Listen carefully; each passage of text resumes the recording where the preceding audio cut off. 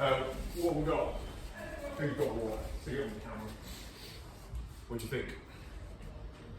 Just start if we aim for the elbow. Show us. I'm to the crook of the elbow. That foot really naturally on. Like you're probably in the right position for the single leg. Right. As soon as you went for the wrist, it just felt the distance was too good, too great. Yeah. It's useful. On the wrist, it still gets me down, but you lose that connection. Do what you did.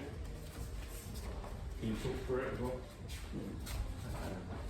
So rather than going straight, it was like coming to the side a bit. And then And this steers up.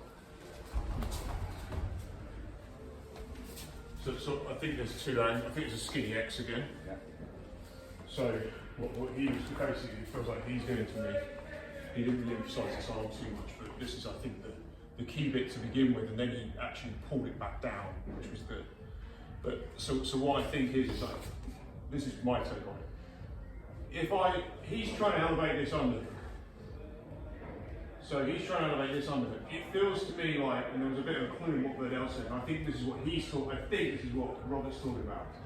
I do want to start doing a bit more with the arms. I'm a bit slack with this under. But it's basically I'm sprawling here, and it ends up clearing his arm. It's an arm lock, and I know Frankel talks about this. I probably shouldn't put my knee on the mat. I should be here because knee on the mat takes way off. But it clears the arm, right? And it does feel like I'm basically on the back. But what he was doing, so that's me changing the angle and going there. It's almost like I'm sliding my weight onto this leg, onto his knee. Everyone see that? It's like full extension. This is like what I believe Frank does. Sorry? Yeah, you're getting arm locked. So it's feeling for that end of the lever. But what you did, which I think was interesting, was I think if you said about going on the wrist, it feels like it's off, but if you do this as you do it, and the angle is actually down, it's almost like he dropped his knee on my foot a few times, which wasn't particularly pleasant. But I think that dropping your weight around this, so you get the angle, so your knee is dropping on his leg, and you're doing this with him. And then what he was doing was picking the leg back up like this, but it's like you're steering. So the arms don't stop. I think the key with this is even if I'm doing this sprawl, I still want to try, and I'm changing the angle, I still elevate that for as long as I can. If I can't elevate anymore, I want to pull. So you're almost like thinking about the sprawl with your arms. Yeah, and then steering. Everything's like that kind of idea. So if I drop this way, again, so instead of me dropping here on this leg, and that being the kind of ideal angle, I want as little space as possible, because the further I go from the leg, the more I end up leaning.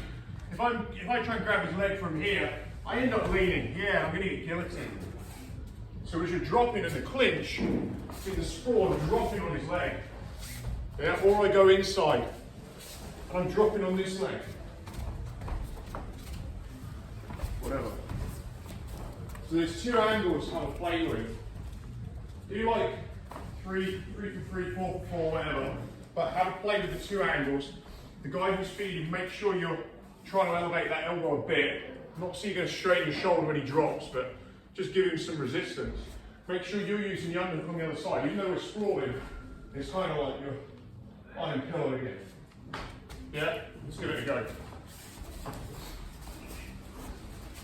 Probably was that.